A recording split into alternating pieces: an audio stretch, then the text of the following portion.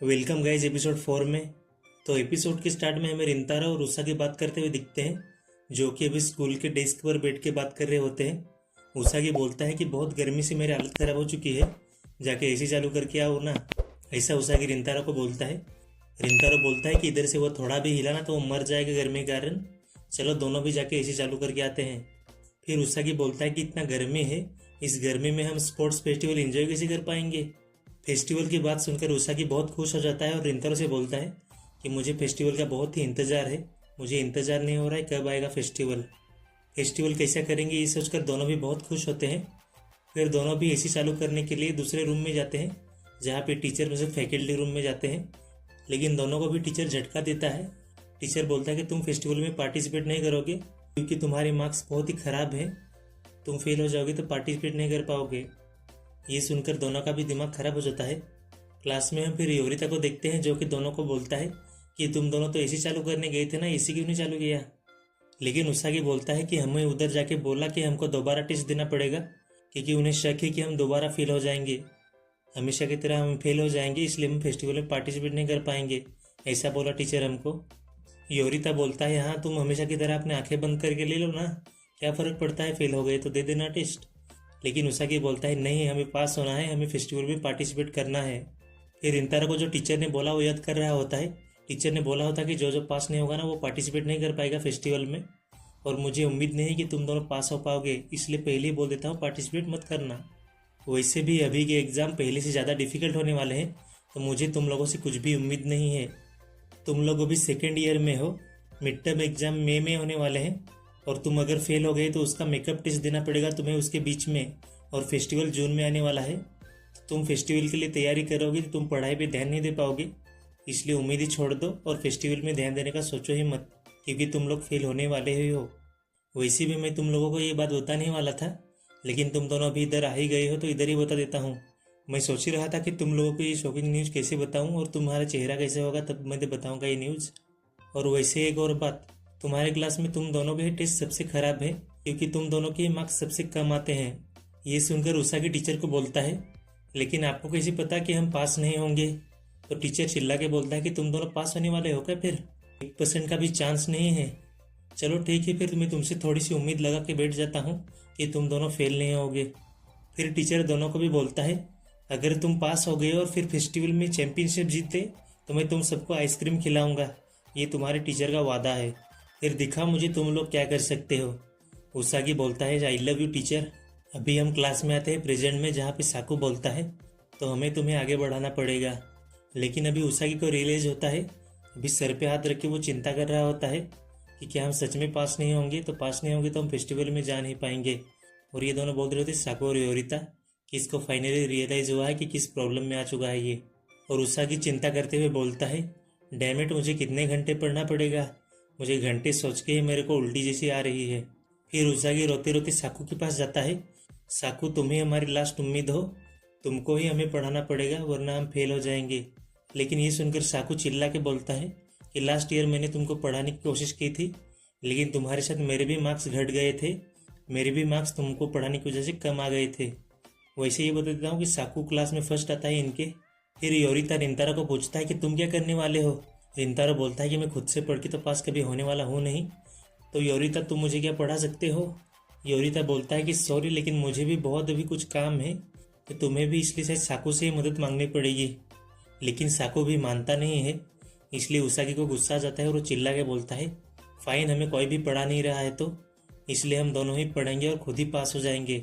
अगर तुम लोग यही चाहते हो कि हम फेस्टिवल में पार्टिसिपेट नहीं कर पाएँ तो हम खुद से पास होंगे और खुद से पार्टिसिपेट करेंगे। लेकिन साकू ये सुनकर मजाक उड़ाते हुए बोलता है उषाकी का गुड लक खुद से पढ़ने के लिए, मेरे लिए तो ये बहुत ही अच्छी बात है, मैं भी देखता हूँ तुम दोनों कैसे पास हो पाते हो। योरिता चिंता करते हुए बोलता है क्या वो दोनों सच में पढ़ पाएंगे खुद से ही। अभी उषाकी और साकू दोनों पे नज़र भिड़ा के गाली दे रहे होते खुद को मन में ही। लेकिन तभी रिंतारा के फ़ोन पे मैसेज आता है। मैसेज आया होता है उसके मदर से, और रिंतारा की माँ ने मैसेज डाला होता है कि हमारे शॉप पे आज सेल है, तो वागुरी-सान को बता देना, अगर वो आना चाहती है तो हमारे शॉप पे केक पे सेल है ऐसा आज। मैसेज पढ़ के रिंतारा मन में सोचता है तो इतनी जल्दी वो दिन आ चुका है, मतलब रिंतारा के स्टोर पे महीने में एक दिन सेल रहती है, तो रिंतारा उसी दिन की बात कर रहा है कि वो दिन इतनी जल्दी आ गया। फिर वो बोलता है कि वागुरू काफ़ी दिनों से हमारे स्टोर पे नहीं आए हैं, तो शायद मुझे इस बारे में बता देना चाहिए। वैसे मॉम ने बताया था कि वो महीने में 1-2 बार आती है केक शॉप पे हमारी, लेकिन इसका मतलब ये नहीं कि किकियो हाई में पढ़ती है तो वो बहुत ही पैसा होगा उसके पास, इसलिए शायद वो हमारे स्टोर पे इतना रोज़ नहीं आती, उसको भी पैसा कहाँ उड़ाना होता हो। किकियो हाई स्कूल में पढ़ती है इसका मतलब ये नहीं कि हमारे स्टोर पे पैसा उड़ाएगी। फिर इंतारो वागुरू को मैसेज कर देता है कि हमारे स्टोर पे सेल है कि तुम आओगी केक खाने, लेकिन मैसेज करके वो बहुत ही एम्बेरस फील कर पा रहा होता है और वो मैसेज के बारे में सोच रहा होता है। क्लास का 5th पीरियड होके जाता है, 6th पीरियड क्लास की छुट्टी हो जाती है, लेकिन उसको अभी तक मैसेज का रिप्लाई नहीं आता है और वो मैसेज के बारे में सोच रहा होता है। तभी रिंतारो के फ़ोन पे मैसेज आता है। ये देखकर रिंतारो सोचता है कि किकियो हाई स्कूल में भी फ़ोन अलाउड है क्या। फिर रिंतारो वागुरू का मैसेज पढ़ता है। वागुरू ने मैसेज किया होता है कि आई एम सॉरी, लेकिन आज मुझे थोड़ा सा काम है तो नहीं मैं आ पाऊँगी। ये पढ़कर रिंतारो सोचता है हाँ वागुरू को भी कुछ काम होगा इसलिए नहीं आ रही होगी वो। लेकिन रिंतारो फिर खुद से पूछता है लेकिन ये पढ़कर मैं डिसअपॉइंटेड क्यों हो गया, मुझे दुख क्यों हो रहा है ये। तभी उसागी रिंतारो के पास आता है और उसागी बोलता है चलो हम दोनों लाइब्रेरी में जाते हैं और उधर जाकर पढ़ते हैं। रिंतारो और उसागी स्कूल के पास वाले लाइब्रेरी में आए होते हैं अभी, और उसागी उधर आके बोलता है कि वैसे तो हम स्कूल में पढ़ नहीं पाते क्योंकि लाइब्रेरी का एसी उधर का ब्रोकन हुआ है और उधर साकू का भी मुंह देखना पड़ता, बार बार वो हमें चिढ़ाता रहता, इसलिए हम इस लाइब्रेरी में आए हैं। फिर दोनों भी लाइब्रेरी के अंदर जाते हुए बात करते हुए बोलते हैं, मतलब उसागी बोलता है कि हम उनको दिखा के रहेंगे कि हम उनकी मदद के बिना ही पास हो सकते हैं। रिंतारो बोलता है कि इतना ओवर कॉन्फिडेंट मत हो, अगर पास नहीं होगी ना तो बहुत बेइज्जती होगी। फिर दोनों भी पढ़ने बैठते हैं, पढ़ने की कोशिश करते हैं, लेकिन उनके दिमाग में कुछ भी नहीं घुसता है। फिर उसागी बोलता है कि मेरे को इतनी देर तक पढ़ने के बाद भी कुछ भी समझ में नहीं आया है, एक चीज़ भी समझ में नहीं आई है। ये सुनकर रिंतारो बोलता है हमें शायद साकू से माफ़ी मांगनी चाहिए और उसको मदद मांगनी चाहिए। और फिर बोलता है कि हम खुद से पढ़ नहीं सकते, हमें साकू की मदद लेनी ही पड़ेगी, और उसने ही हमें लास्ट ईयर पढ़ाया था, याद है ना। लेकिन उसागी ये सुनकर हंसते हुए बोलता है क्या उसने मदद की थी, लेकिन तुम्हें याद नहीं है क्या फिर भी हम फेल हुए थे। लेकिन रिंतारो बोलता है लेकिन इस साल हम आइसक्रीम साथ में खा के रहेंगे। शायद तुम्हें पता नहीं होगा लेकिन साकू भी हमारी मदद करना चाहता है, वो भी फेस्टिवल का दिल से इंतज़ार कर रहा होगा, उसको भी फेस्टिवल सबके साथ मनाने का इंतज़ार होगा। और वैसे भी तुम ही चाहते होगे कि हम चारों साथ में रहेंगे तभी मज़ा आएगा ना, वैसे भी हम दोनों इधर रहेंगे और वो दोनों उधर तो कुछ भी मज़ा नहीं आएगा। ये सुनकर उसागी उठता है और बोलता है चलो ठीक है मैं उनको स्कूल से लाने जा रहा हूँ। रिंतारो भी बोलता है ओके जाओ, मैं इधर ही रहता हूँ। और फिर उसागी उधर से जाते जाते बोलता है कि रिंतारो मैं तुम्हारे बिना ये नहीं कर सकता था, और अभी मैं उनसे जाके माफ़ी मांगता हूँ और उनको लेके आता हूँ जल्दी से। फिर उसागी लाइब्रेरी से चला जाता है और रिंतारो अकेला सीट पे बैठ जाता है। तभी रिंतारो के पास 2 लड़कियाँ आती हैं, मतलब हाई स्कूल की लड़कियाँ, मिडिल स्कूल की लड़कियाँ सॉरी। वो आके रिंतारो की तरफ घूर के देखती हैं, मतलब उनको सीट चाहिए होती है, लेकिन वो रिंतारो की शक्ल देख के डर जाती हैं। रिंतारो को समझ में आता है कि उनको उससे डर लग रहा है, इसलिए वो चुपचाप सीट से उठता है और वो चला जाता है उधर से।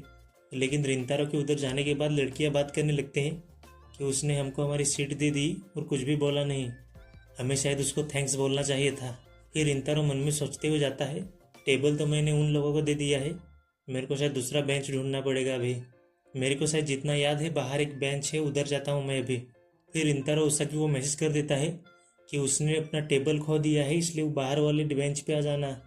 तभी रिंतारो लाइब्रेरी में वागुरू का नाम सुनता है, कोई वागुरू को बोल रहा होता है कि ये कैसे करते हैं। वागुरू का नाम सुनकर रिंतारो उधर देखने जाता है कि किधर से आवाज़ आ रही है, और रिंतारो उधर जाके देखता है तो वागुरू और उसके एक फ्रेंड बैठकर कुछ लिख रहे होते हैं। जैसे ही रिंतारो वागुरू को देख लेता है वो छुप जाता है, लेकिन दोनों भी नोटिस करते हैं कि पीछे से कोई अभी आया था, तो पीछे मुड़ के देखते हैं लेकिन पीछे कोई भी नहीं रहता। और फिर रिंतारो दोनों को देखकर फिर मन में सोचता है कि ऑफकोर्स वो बिजी है क्योंकि उसको भी अपने एग्ज़ाम के लिए पढ़ाई करनी होगी। वैसे भी शक्ल से तो वो बहुत ही स्मार्ट लगती है, मुझे लगता है वो बहुत ही हार्ड वर्क करती होगी। लेकिन रिंतारो उनको देखता है तो वो पढ़ाई नहीं कर रहे होते हैं। रिंतारो को लगता है कि वो पढ़ाई कर रहे होंगे, लेकिन रिंतारो जैसे ही उन दोनों को ठीक से देखता है वो दोनों ड्राइंग कर रहे होते हैं, और ड्राइंग इनकी देखकर कोई भी हंसता रह जाएगा। रिंतारो भी उनकी ड्राइंग को देखकर पहचानने की कोशिश करता है कि वो दोनों ड्रॉ क्या कर रहे हैं। एक तो रिंतारो पहचान लेता है कि वो उनकी टीचर है, दूसरा एक प्राणी है वो पहचान नहीं पा रहा होता है कि वो जिराफ है कि क्या है। फिर रिंतारो पहचान लेता है कि वो जिराफ ही है। फिर रिंतारो वागुरू की तरफ देखता है और वागुरू को देखकर उसको हंसते हुए देखकर रिंतारो मन में सोचता है कि यही रियल वागुरू होगी जो हमेशा हंसते हुए बातें करती है, वो हमेशा फ्रेंडली बिहेव करती है, और वागुरू और उसकी फ्रेंड अभी ड्राइंग ही कर रहे होते हैं। अभी वो बोलते हैं कि कुत्ता ड्रॉ करते हैं अभी, और वागुरू उसकी फ्रेंड को समझा रही होती है कि कुत्ता ऐसे ड्रॉ करते हैं। वागुरू को ऐसे हंसते हुए देखकर रिंतारो सोचता है कि ये बहुत ही अच्छी बात है कि वो स्टडी से ब्रेक ले रही है, और ये बहुत ही इम्पोर्टेंट है कि स्टडी से ब्रेक लिया जाए। तभी रिंतारो ये सुनता है, वागुरू को उसकी फ्रेंड बोल रही होती है कि ये बहुत ही हार्ड रहता होगा ना हमेशा क्लास में टॉप करना। वागुरू उसकी फ्रेंड को बोलती है, नहीं कुछ नहीं हार्ड नहीं रहता, मैंने ये अपने लिए गोल सेट किया है कि मुझे हमेशा क्लास में टॉप करना है। तो ठीक है, बहुत ही हो गया हमारा ड्राइंग, चलो अभी पढ़ते हैं। और जैसे ही रिंतारो सुनता है कि क्लास में टॉप आती है, वो फिर से डिप्रेशन में जैसे चला जाता है कि वागुरू तो जीनियस है, क्योंकि हाई स्कूल के लिए भी बहुत ही स्मार्ट है वो लड़की तो, और मैं ठहरा हमेशा फेल होने वाला। वो क्लास की गॉडेस और मैं हमेशा क्लास का इडियट। क्या हमारा मैच भी है कभी? वो कितनी अमेजिंग है और मैं कितना इडियट हूँ।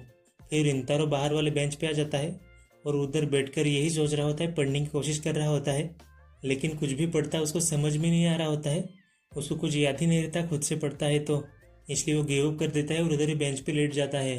अभी लेटे लेटे वो मन में सोच रहा होता है कि लास्ट ईयर भी साकू ने उनकी मदद की थी, फिर भी वो फेल हो गए थे, और अभी तो बहुत ही मुश्किल एग्ज़ाम है, कैसे पास हो पाऊँगा मैं? शायद मुझे पास होने से गिव अप कर देना चाहिए। लेकिन तभी जो उसागी ने बोला वो याद करता है कि रिंतारो बहुत ही मज़ा करेंगे इस साल फेस्टिवल में, और तुम्हारे बिना कुछ भी मज़ा नहीं आएगा। तभी अचानक उसकी आंखों के सामने वागुरू आ जाती है और वो रिंतारो को बोलती है कि रिंतारो कुन तुम क्या कर रहे हो? क्या तुम इधर सो रहे हो रिंतारो कुन? वागुरू को देखकर रिंतारो झट से उठ जाता है और हड़बड़ाते हुए बोलता है, वागुरू सन, काफ़ी दिनों से तुम्हें देखा नहीं है। फिर वागुरू बोलती है, हाँ वैसे मैं थोड़ी देर पहले लाइब्रेरी में थे। तो वो तुम थे थोड़ी देर पहले लाइब्रेरी में? फिर वागुरू बोलती है कि मैंने थोड़ी देर पहले नोटिस किया था कि मुझे पीछे से कोई देख रहा था, मैंने नोटिस किया था कि हमें कोई पीछे से चेक कर रहा है, तो वो तुम थे, और मैंने इधर आते हुए देखा, और वैसे भी मुझे भूख लगी थी इसलिए मैं वेंडिंग मशीन से खाना लेने आई थी, और मैंने अभी तुम्हें इधर देख लिया।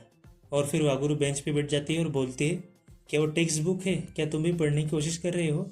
हाँ तुम्हारे भी एग्जाम आने वाले होंगे ना, इसलिए पढ़ रहे होगे तुम भी। रिंतारो भी हंसते हुए बोलता है, हाँ लेकिन फिर भी मैं हमेशा की तरह फेल ही होऊंगा, क्योंकि मैं जितने भी प्रॉब्लम सोल्व करने की कोशिश कर रहा हूँ मेरे हमेशा आंसर रॉन्ग ही आ रहे हैं, और मेरे को कुछ भी समझ में नहीं आ रहा है। तभी वागुरू रिंतारो के एकदम पास आती है और उसको बोलती है, कौन सा समझ में नहीं आ रहा है तुमको सवाल, और कौन सा रॉन्ग आ रहा है, दिखाओ जरा मुझको। और फिर वागुरू उसको समझाते हैं कि ऐसा करते हैं ऐसा करते हैं। तो रिंतारो समझ जाता है और वागुरू को बोलता है, वागुरू मैं समझ गया। तो ये वीडियो इधर तक ही। तो आगे वाला पार्ट थोड़ा इम्पोर्टेंट है, क्योंकि वागुरू के फ्रेंड और रिंतारो के फ्रेंड से लड़ाई हो जाती है, मतलब ये आगे की वीडियो में होगा। तो वीडियो अच्छी लगी तो लाइक कमेंट और सब्सक्राइब। और मैं एक बात पूछना चाहता हूँ, टाकामिनी-सान का मांगा एक्सप्लेन करूँ क्या?